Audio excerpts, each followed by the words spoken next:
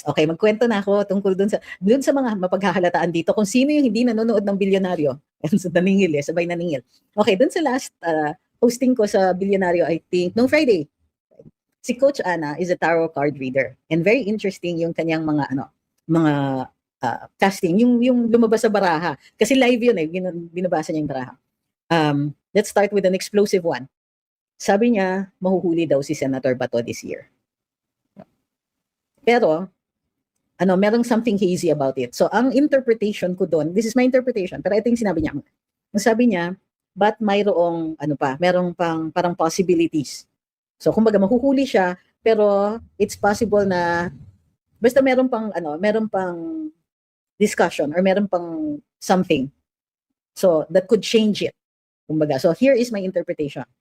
Kung mahuli siya, he will be brought to trial dito sa Pilipinas. And it is very important that he is brought to trial dito sa Pilipinas. Alam niyo kung bakit? It is a recognition na mali ang ginawa kay PRD.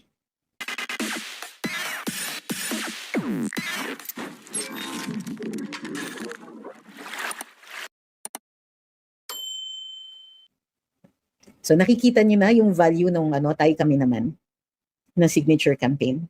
We are putting on the record, we are standing up for Tatay Digong, but what we are saying is that a grave injustice has been committed on him. So the same, pag si Senator Bato, kung sakasakali, if it happens, I don't really want it to happen, but if it happens, and he is brought to trial dito sa Pilipinas, recognition yan. But if he is not given a fair trial at nilipad siya the same way they did to Tatay Digong, then, kumbaga, pinaninindigan ng gobyerno ito. And we have to fight harder.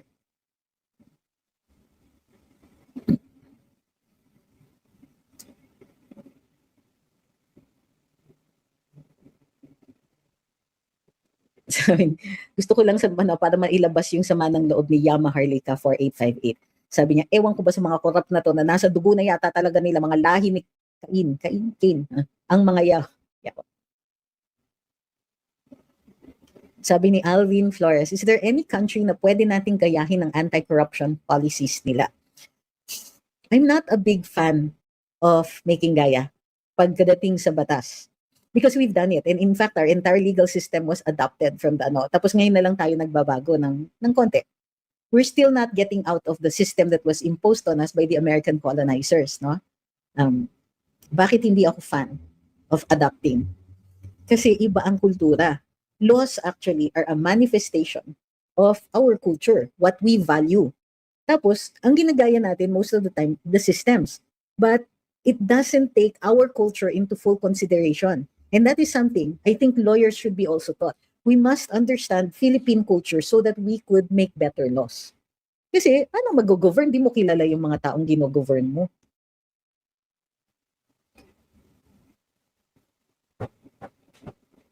Hey, who's scratching my sofa?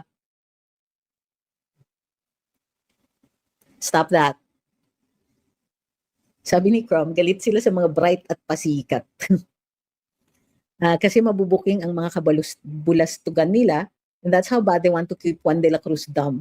Malas lang nila may social media na, hindi na lang MSM ang source of information. Bakit pinapublish yung lotto winners dito sa comment section ko? Sabi ni Kenzo, totoo kaya na ang patay na buhay pero walay malay, walang balita, walay coverage? Alam nyo, malakas ang pag-amoy ng mga tao, and keeping quiet about it is only going to fuel more speculation. Yun lang po ang masasabi ko dito. I don't really like to speculate. Hintayin natin yung balita. But you would be perfectly within your rights if you want to express that.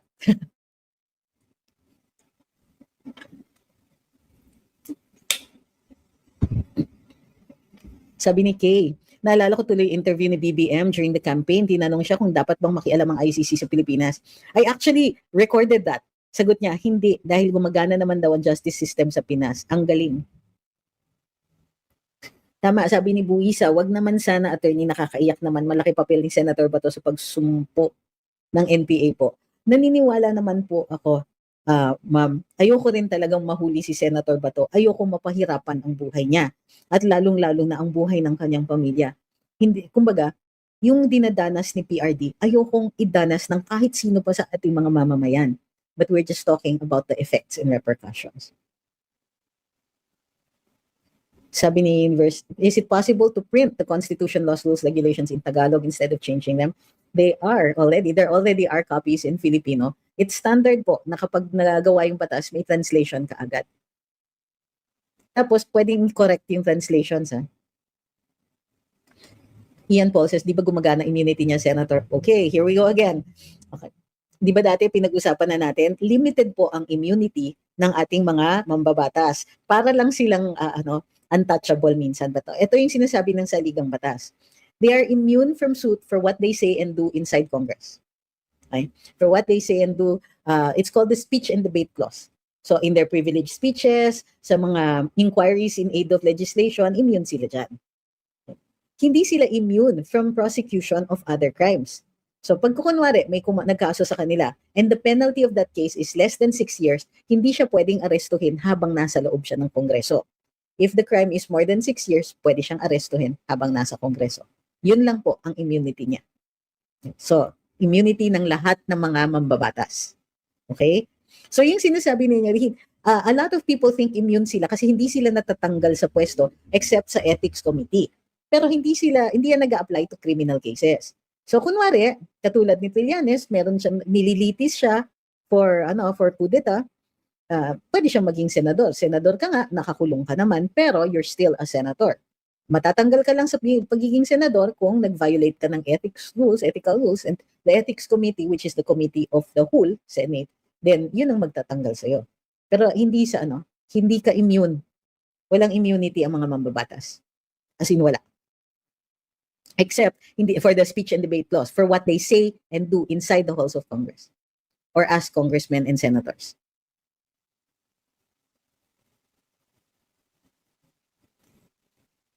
Sabi ni Ma'am Judith, buti na lang may social media and we have our own platform. Ang hindi lang masaya sa social media ay ang MSM at si Father Flav. How embarrassing. So protect your protect your data. Bukas natin pag-usapan yung repercussions ng ginagawa ng US dyan sa Venezuela. But again, I don't want to pass judgment kasi this is a foreign government. Kumbaga, we will be discussing it on the repercussions sa Pilipinas. Hindi tayo mga botante ng US. Well, meron ba iba dito who are, but para sa akin, yung we have to keep it to to the discussion to how it affects us. Sabi ni Richard, did you see Marcelito Pumoy performing sa Mar-a-Lago? Yeah, I did actually. Zero news coverage to promote our amazing talent sa mainstream. Sad talaga. Sabi ni Peachy, there's a picture of OMB Remulla being circulated by DZRH on social media to support the former's good health condition. It was taken from their show Executive Session December 6, 2024. Akala ko December 20 episode, which we saw with one of your co-hosts from Carambola, si Boss Jonat. No, hindi guest si Boss Jonat. Executive Session, he is a co-host. That's one of his other shows. The people in executive session, the hosts in executive session, used to be karambolistas. Lahat yan, including Sec Boying. But di na syempre kami nag-abot. A long time ago pa yan. Together with the guest, ang guest si Senator JV. Their silence is so disappointing. That is another effect of the Marcos administration. Di ba Marcos playbook from his father, ginaya niya yung censorship ng tatay niya. Pero of course, since weak si BBM as compared to his father, he's not very good at it. Sabi ni Buston, meaning hindi unethical yung ginawa ni Trililing kaya hindi siya tinanggal ng Senate noon? No. Actually, it doesn't mean na hindi ethical yon. It only means that Congress did not initiate an ethics committee hearing on him and there was no complaint filed. But based on your own judgment, you can still call him unethical. Sabi ni Richard Tan, hopefully the Filipino will wake up this 2026 and actually move as Filipino first. I think we are awake. And ako kasi, I don't like to focus on what we don't have, no? On what we, but for me, hopefully, we will find means, other means to express ourselves and to initiate change. Alright. Ano pa yung mga sinabi ni Coach Ana? So, pagdating kay BBM, it's not going to be a very good year. And in fact, sometime mid-year daw, he will experience heartbreak. Oh, di ba? How intriguing. Sabi ko, how intriguing. Tapos he has to make a choice daw when that happens. Pagka na-experience niya yung heartbreak na yun. And it could take him in a totally different direction. So ako, ang interpretation ko niyan is baka yung heartbreak actual, meaning merong sakit sa puso or something like that. So, kasi tied up yan doon din sa reading on VP Inday. Sabi ni Shin, sana literal na heartbreak. Uy, ayoko maano siya. I want him healthy enough to stand trial. Para pagbaba niya bilang presidente, diba? Good luck sa'yo. So, gusto ko healthy enough to face trial. Healthy enough to withstand it. Tapos, gusto ko sana yung judge, kung sakasakaling humarap siya, o kaya yung mga justices ng Sandigan Bayan, kung haharap siya sa Sandigan Bayan, they will require him to be present every time. Alam niyo ba dun sa isang kaso ng nanay niya, na, ni-require siya ng Sandigan Bayan to attend all the hearings. Ayan. Tapos yun, tama, sabi ni Lucky Sprite, when I heard the Three of Swords on BBM, I think people he trusted will turn against him, possibly MR. Yes, isa yun. Part of the heartbreak nga will be the people around him. And then, he has to make a decision. Ako, ang tingin ko dyan, interpretation ko / wishful thinking. So, take note, interpretation to, and therefore this is an opinion. My opinion is that he will have a health crisis. Either him or somebody very close to him that will put into question whether or not he can continue as president. So he will try to negotiate. Usually ganyan naman eh. Magne-negotiate siya kay VP Inday. Sabihin niya, step down ako, huwag niyo akong kasuhan. After. Well, yun yung yun yung tingin ko. But that's wishful thinking also, ha? Kasi hindi naman natin alam kung meron talagang mangyayari. Anything can happen. Pero if it does, they'll try to do this. They'll try to negotiate. Sabi ni Artuano, di ba yan ang kinamatay ng Dilawan? Nung bumaba na sa pwesto, uupo na si PRD, biglang humina at hindi na lumabas ng bahay hanggang namatay na lang. Something like that. Hi kay Cloud, sabi niya, demons turn on each other. It's bound to happen. Biblical naman eh. He's the Ahab of the Philippines. Jezebel got thrown off the building by her own appointees and dogs ate her. How interesting. Diba? Sabi ni Benji, oo, di ayos, sunod na kay Akop kung, di ayos, sunod na kay Akop kung matatagalang makasuhan si Marcos or yet not to wake up. Aray! Grabe. Ako, I don't wish death. Kasi masyadong madali. Ano yun? Diba? Walang penalty. Sabi ni Kenzo, totoo kaya na ang patayon? So, by the way, just give me this time lang po sandali for me to acknowledge yung mga gifters dito sa TikTok. Dali daming babalikan kasi. So, dami. Kay Joseph, kay Don't Dream It's Over, kay Davao Investment, kay Ian Paul. Thank you very much for being top gifters today. Thank you din kay Iceberg, tama ba? Kay Pompoco, kay Banateros TV, hi, thank you. Kay Ren, maraming salamat po. At saka dito kay Heart, Pink Heart.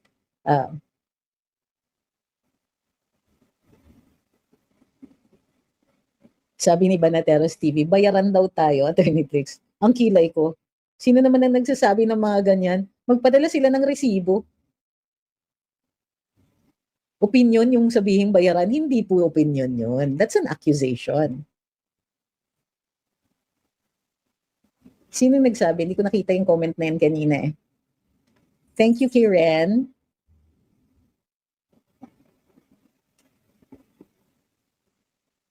Thank you kay Iceberg, kay Miss Gisando, kay Sir Art. Hi, Sir Art. Highest pointer talaga si Sir Art pag sa gifters eh. Thank you kay Sir Dan. Kay Miss Gisando, Davao Investments uli. Maraming salamat po sa inyo. Kay I'm Taken HR. Nax ang name ha. Kay Rocco, first timer na magpadala. Thank you. Kay Mosimo, sorry. Sabi ni LCM Info, law student na po ako today, inspired by you. Well, good luck sa studies nyo. Sabi ni Chris, abnormal ka ba? Bakit ka nakangiwi? Saan ang ngiwi? Abnormal ka ba? Bakit na nanonood ka na nga lang dito sa TikTok pero hindi mo pa makita yung itsura ko?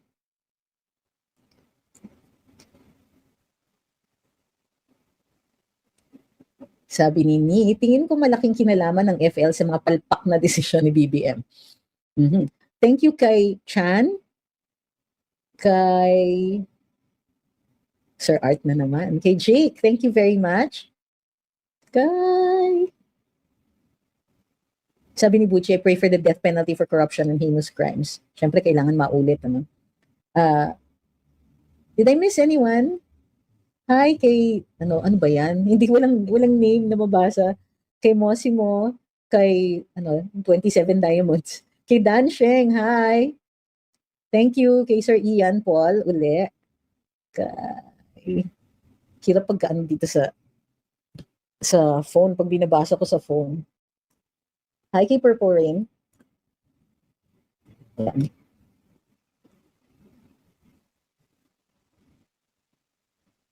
Did I miss anyone?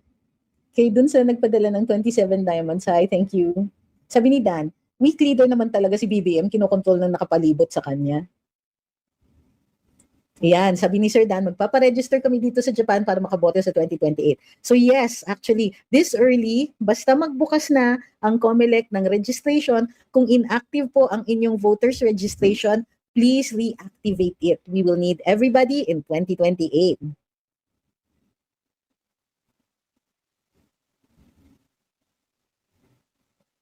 Sabi ni Ma'am Patricia, betrayal begets betrayal. I love it. It's so just.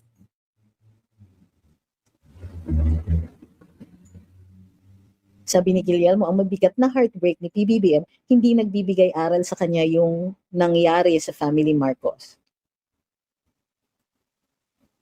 Sabi ni Joseph, pwede po ba yon? Yung hindi nakasuhan pag bumaba, he should be accountable for all the hardship na ibinigay niya sa nakakaraming mga Pilipino. Pwedeng hindi gobyerno ang mag-initiate, but if a private group initiates it, I wonder if she will, if it will still hold. Joris Andre Oliva Ferolino, shout out sa Angono Rizal. Hi, hello po kay Joris.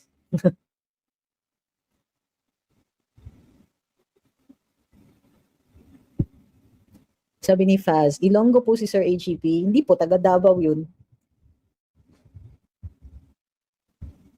Sabi ni Ma'am Samin, hay nako, si Llamas, ang lakas ng... Bakit ayaw yun, highlight. If Lenny President and BBM VP in 2028, tapos na raw ang boxing, kapal ng Fez. Alam nyo, ang tawag sa sinasabi niyang ganyan, wishful thinking.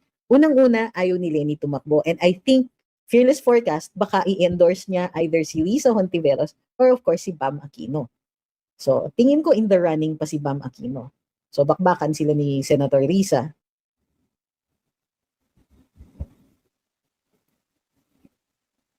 Oy, si Ma'am Amshi Delboet, sabi niya, thank you. Kahit nasoplak yung, oy, sorry ma'am, hindi sinasadya. I appreciate yung honest comment kaya sugar-coated pero walang matinong sagot. I love it when someone opens up to correct me kung mali interpretation or opinion ko, more power. Ma'am, gigilty ako. Well, trust me when I say it isn't personal. Kumbaga, dun lang tayo nakafocus dun sa sinabi. Ang wino-worry ko kasi constantly I am worried. Ay, thank you kay Miss Gisando.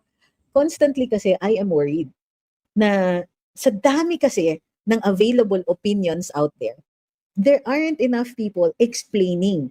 So of course, yung mga proponents, meron silang panig. Pero kukonti yung actual discussions para na may kasalungat ba?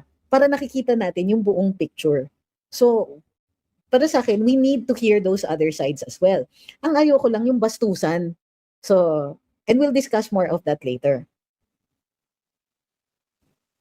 Sabi ni Rai, any plans for a government post in 2028 para we can start planning na?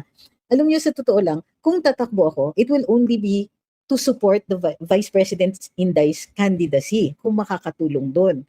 Kung hindi, kung kung mas effective na tumulong ako dun sa actual campaign ni VP mismo, dun po tayo. So, kayo, you'll have to tell me what are your opinions also on this one. At totoo lang, if I can help it, hindi ako tatakbo. It is not something that I would like to do. Alam niyo yun, hindi, I'm happy vlogging. I'm happy lawyering. I'm happy to help. Like, hindi po ako nag-apply to become the press secretary of BBM. My name was suggested, tapos tinawag niya ako. Uy, nag-achieve ng gift goals. Maraming salamat. Hala, mag-extend tayo. So, yun yung ano ko. You'll have to give me reasons why I should run. If ever ha. Kasi para sa akin, mas gusto ko talaga tumulong kay VP sa kampanya niya. And if I have my own campaign, uy, salamat! If I have my own campaign, hindi pala naabot, half lang. If I have my own campaign to think about, makakatulong ba ako kay ma'am? But I really want to help there. Yun yung priority. However, like I said, pag sinabi niya na mas mahalaga na tumakbo sa ibang pwesto, gagawin ko yun. But only because they asked. Last time, when PRD asked, tatakbo ka ba? Ikakampanya kita. I said, sir, wala tayong sinong hold upin natin para sa campaign funds natin.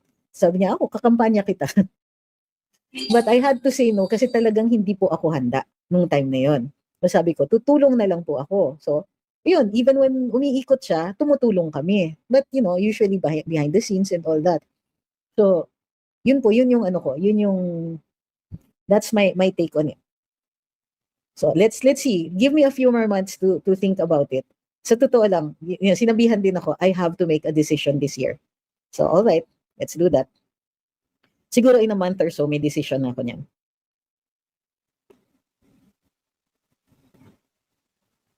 Sabi ni DC, sana po ikaw mag-OMB at si Atty. Guanzon ang COA. Nag-COA na po si Atty. Guanzon dati. I don't know if she can be reappointed. Posible. Sabi ni Lucky Sprite, how was it like during your days in Malacanang? Sinundan ko yan, but may nafe-feel ka na ba na dynamics ni na BBM, Atty. Vic Lam, etc. With Atty. Vic, wala masyado. Kasi hindi kami magkasama sa office. Although, minsan-minsan, pupunta ako sa office niya. Siyempre, siya yung ES ko. So, kumbaga, primus inter pares siya. Parang the first among equals. So, especially dun sa mga, minsan he would give me a briefing about, kailangan itong mga ito, ma-brief mo yung media about these following, ito priorities. May mga ganun siyang utos. So, pero hindi ko po nakita yung dynamic nila with BBM and with Lam. Nakikita ko, hindi ko alam kung pwede kong sabihin, yung dynamic ni First Lady with the Vice President. But the Vice President was always exemplary. Parating hindi mo siya mababatikos sa kanyang galaw, sa mga ginagawa niya. Wala talaga. There's nothing I could criticize about her. And she was always very respectful, nakikibagay, ganon. Pero you also knew that she was never part of their clique. Kumbaga. Same, parang outsiders kami pareho in the cabinet. Ako naramdaman ko yung outsider status ko. Na parang ako yung lesser among equals. Ganon. Kung hindi umupo si Sec Popo Lotilla noon, hindi ko mararamdaman na Sec ako. Sa totoo lang, feeling ko, dakilang utusan pa rin lang ako. And that's okay because we're really public servants. Pero, nung si Sec Popo nandun na, medyo na yung parang, doon ko na lang naramdaman na I am part of the cabinet.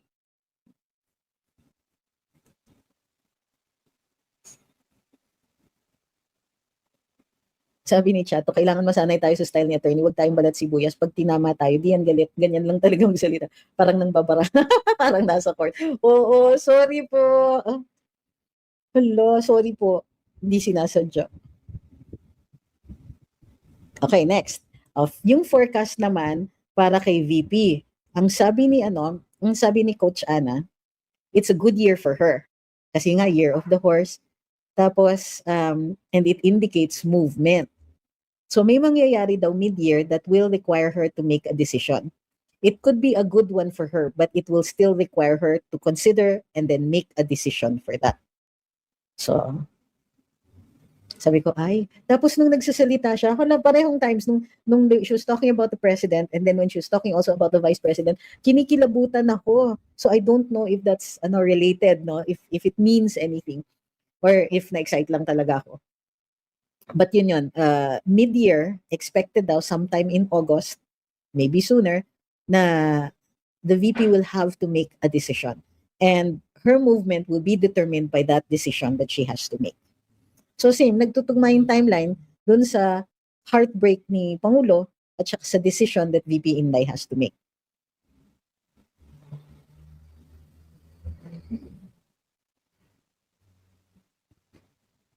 Sabi ni Crisanto, takbo ka Senate, magbasag ka ng table sa spokes para madali ka matanda ng tao. Grabe. Tapos kung masaktan ako, madali talaga kung magtatanda din. Thank you kay Froxy Pinoy Chef. Maraming salamat po. Oy, ang active ni Sir. Dami Thank you kay Froxy. Tama ba yung pagka-pronounce ko? Sabi ni Sohay, bakit hindi po mag-hold if private complainant sa mag-file ng case kay BBM? What do you mean hindi mag-hold? Mag-hold yun. It's legal. But what I'm saying is that if BBM tries to broker or tries to enter to negotiate na wag siyang kasuhan, it will still be subject kasi to the law. So, pwedeng makontrol niya halimbawa yung initiative ng gobyerno, pero kung may initiative yung private sector, pwedeng sabihin kasi ng leaders ng bagong administrasyon na ay hindi namin makokontrol yung private sector, ay hindi kami makikialam sa judiciary. Ayan. Pwedeng ganun. So, kay Pinoy Chef. Maraming salamat, Froxy, Pinoy Chef. Thank you very much. Ay, thank you, Miss Gisando. So, I'm not saying that that's what always happens, kasi minsan, meron din namang tayong mga naririnig na may pakiusapan behind the scenes, pero it's less, frequent sa judiciary. Sabi ni Ma'am Amsidel, appreciate ko yan, attorney. It's a healthy conversation naman at mas mabroaden yung kaalaman natin pag may ibang opinion. Love ko yung honesty ni attorney with explanation. Self-makinig sa kanya. Hulo, baka bumait ako niyan, ma'am. Sabi ni Cloud, no, correct naman. Na-correct naman ako ni attorney. Direct yan and with full conviction. Pero mas na-feel ko na, that's something I haven't considered or thought about. Pero di ko na-feel na galit. Parang mentor style. Uy, maaga pa, wala pang barya. Uy, ang cute ng padala ni kayo ba si Pinoy Chef na nagpadala ng harp? Thank you very much. Song of Harvest. Uy, thank you very much. Ang cute kasi pag nagpapadala ng gift sa TikTok, meron siyang parang illustration. Ang cute.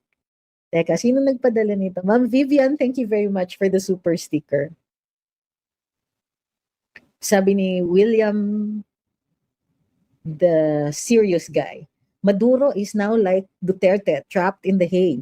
He's kidnapped by Trump's forces after striking Venezuela. Hala, wini-weaponize na.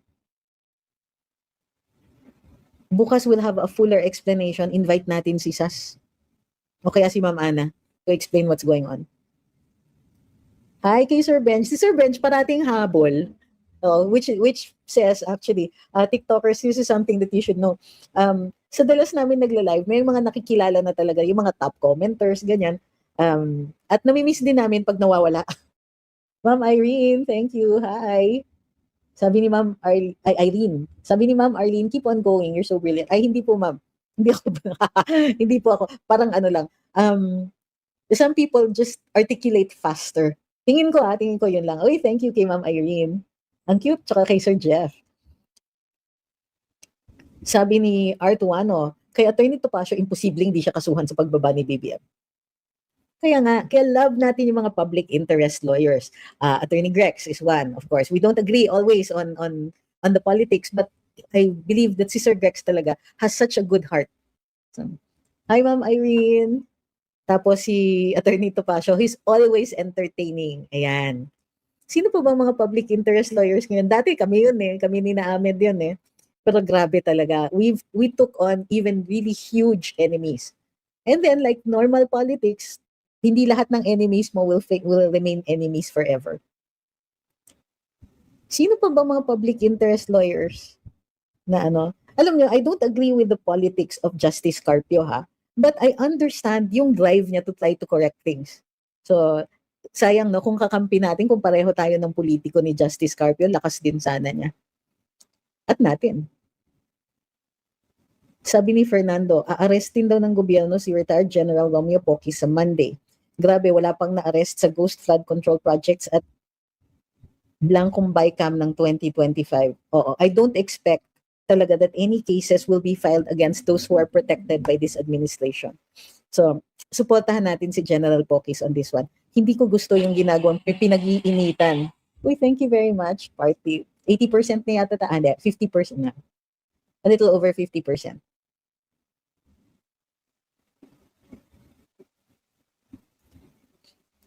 Sinong kakolab? Sabi ni Sasa Ben, posible ba na mag-collab kayo ni KAU? Who's KAU?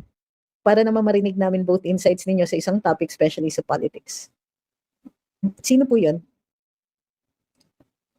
Inciting to sedition daw kaso ni retired General Pokis. Don't worry, available yan.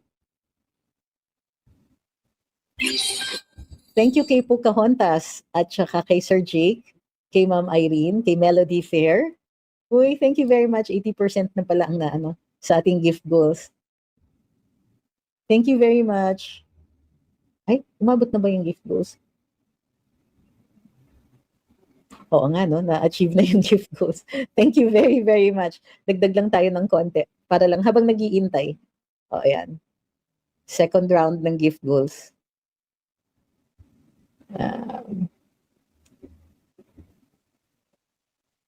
Game.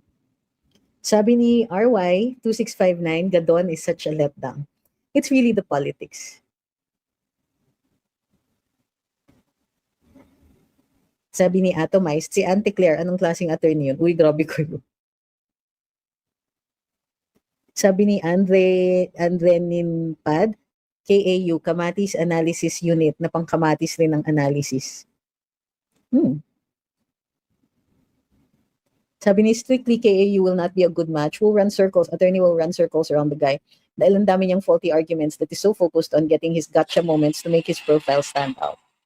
Thank you kay Sir Jake. Kay Buknoy. Ang bilis. Ang liit pala ng pinasok ng gift goals. Sabi ni Gen ZZ, itong admin na to, kung sino pa ang dapat nananagot sa korupsyon, yan pa yung ligtas. Yung mga small fish ang kawawa. Sila ang pinofront ni V na to, na kunyari may napapanagot sila. Sabi ni Busto, walang kwenta si Kayu. Magulo yun, wag isali dito. I see. So, okay. But what we'll do is we will still keep getting guests. Dati kasi may time pa tayong kumuha ng guests nakuha ako sa Bilyonaryo. So next, siguro, uy, thank you for the harp. Andiyan na si Froxy, Pinoy Chef. Hi, Sir Benj. Palipat-lipat si Sir Benj dito, TikTok. Sabi ni Ma'am Arlene, what's your opinion on the way this government handles the economy? They're not handling the economy. Para lang silang alam niyo yung plastic bag tapos hinahangin kaliwat kanan. There doesn't appear to be any policy. There's no vision. There's no plan. So, tingnan nyo, foreign direct investments is really just used as a hook or as an excuse for foreign travels. Nothing. I'm not getting anything. No vibes at all as to what they're doing. So my opinion is this government can do a lot better. Ma'am Concordia says, gusto ko si Atty. Tix ang Secretary of Department of Tourism. Maraming alam dahil dati siyang NCCA Commissioner, abogado pa. Sabi ni Atomized, collaborate po kayo ni Atty. Libayan. Atty. Libayan. Okay. Siguro, but pagka nagtugma kami ng oras, I can't promise kasi I'm not sure if he would want to. Yes, magpapag-guest ako kay Ms. Sas o kay Prof. Ana on what the US did in Venezuela. Okay? Sabi ni Cardia, favorite ko yung interview ni Atty. Tix kay Atty. Respicio sa The Spokes. Oy. Madali kasi si Atty. Harold really is a very good and very interesting interview subject. Magaling siya. So, abogado and also young and very energetic, kumbaga. Masaya siyang kausap. So, ano pa ba? Let's go for sina Prof. Ana for now. By the way, on Wednesday, my hosting ako on Wednesday. Normally kasi Tuesday, Thursday ako. Pero next week, magulo na naman ang schedule. So, ako ang host for Wednesday. So, we'll see you on The Spokes on Wednesday. Sabi ni Give, namimiss ko rin po yung topics about culture. Oo. Pero dapat, I have to create a new channel for the culture talks kasi nabobore yung iba. Yung iba kasi they're expecting political talk. So, kailangan meron tayong siguro ibang ibang channel. Still Luminous, kasi Luminous can take several channels. So, kapag ganon, mag-set up tayo ng yung at iba pa na channel, yung hindi politiko, yung political yung chikahan. So, yun yung di ba, I asked you kung okay lang sa inyo na sometimes magla-live ako from the kitchen kasi minsan nagluluto ako, I have to bake, I have to So, may times na kaya kong mag-live ng nagluluto kung okay lang sa inyo. Sabi ni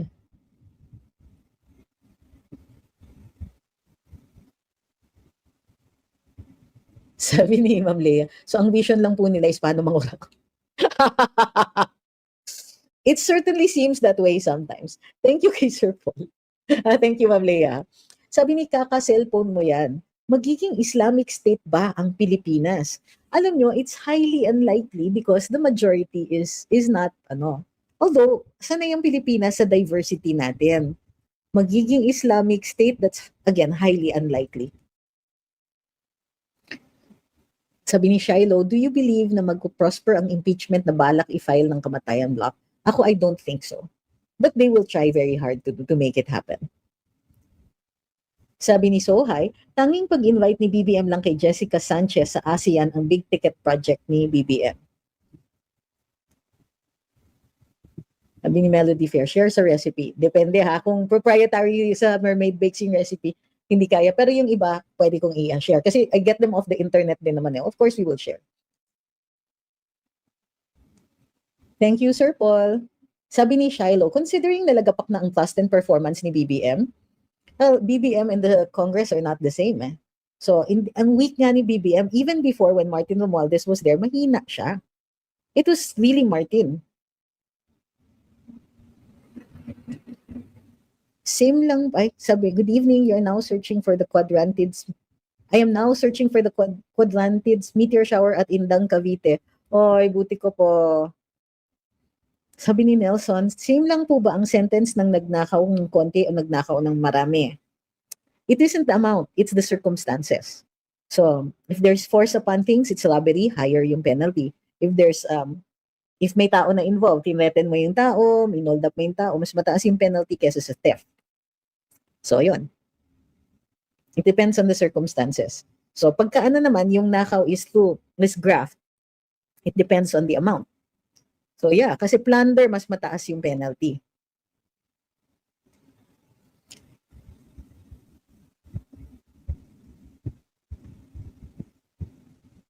Tingin nyo ba magkakaroon na ng shift ng alliance sa House dahil lame duck na si BBM? I think it has already started.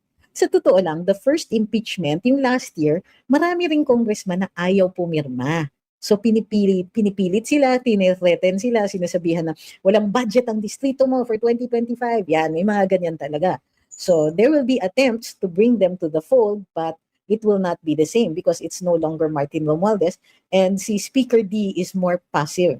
And sabi nga nila, medyo distant siya. Hindi siya masyadong nakikigulo sa mga ibang congressman. So it might not, this will affect the numbers of those who will kumbaga, endorse the impeachment. I saw it. Sabi ni Sweet Dreams, did you see the BBM flyover infra in Tagaytay na Sugbu Highway? Yes, I did. It was inspired, I guess, by the First Lady because it's shaped like a snake. And the MSM is not covering it. It's an eyesore. Mukha ngang sinalpak lang, tapos it's ugly. Totoo yan. It's just so badly proportioned. Plus, of course, yung hindi rin inayos yung mga tabing kalye kasi they've encroached in the other road, so masyadong, it's intrusive and it's ugly. But I don't know if it serves its purpose yet.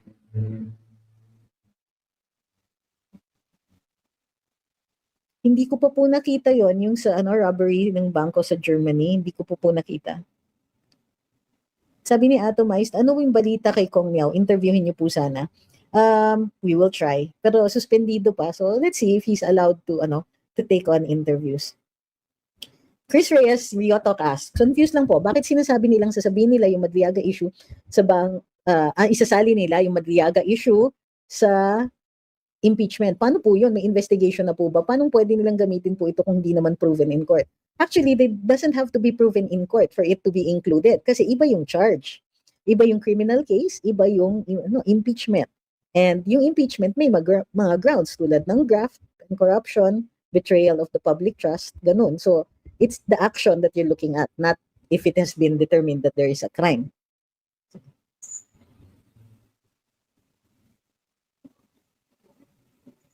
Sabi ni Shiloh, tingin niyo ba magkakaroon nabasa ko na pala yan, sorry. Sabi ni John, karapatan mo manghusga ng korap, kayong ang mga instigador. Unang-una, hindi kami ang nanghuhusga ng korap because that's a job for the courts. What we are doing here is expressing an opinion. Yung sinasabi niyong instigador, are you accusing me of a crime? So, make it very clear na inaakusahan niyo ko na instigator of a crime because that is a crime. And if you are accusing me of a crime in a published statement and there is malice in your statement dahil wala akong inuumpisahan na kahit ano na crimes, then that is a libelous statement. So I can take you down, I can report you, and I actually can sue you. So liwanagin mo na yung sinasabi mo yun na kayo ang mga instigador. Sabi ni Just, signing the impeachment is just like signing political career suicide.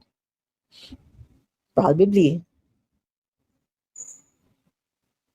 Sabi ni Derek, curious lang po, may chance ba mapalitan si Chairman Garcia sa COMELEC? Baka maluto na naman election sa 2028. He can only be removed by impeachment or if he resigns.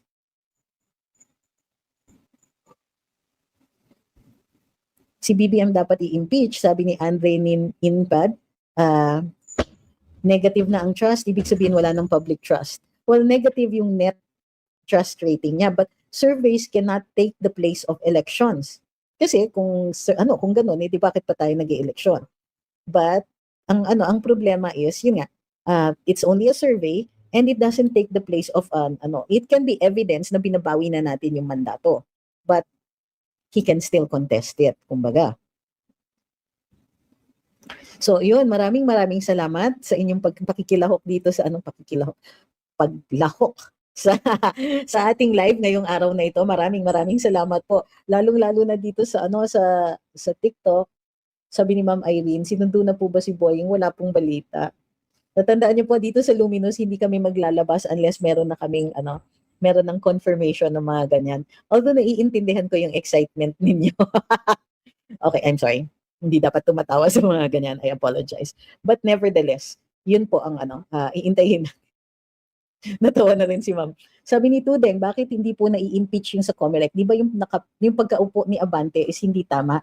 Well, an impeachment still has to be done in Congress. Sa tingin niyo, nagre-reklamo ang mga kongresista?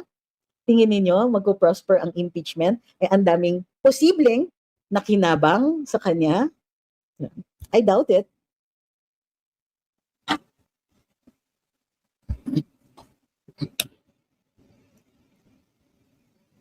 Sabi ni Sir Bong, pwede po bang i-demand ng mamamayan sa PIDEA na nasa listahan ng mga drug addicts si BBM?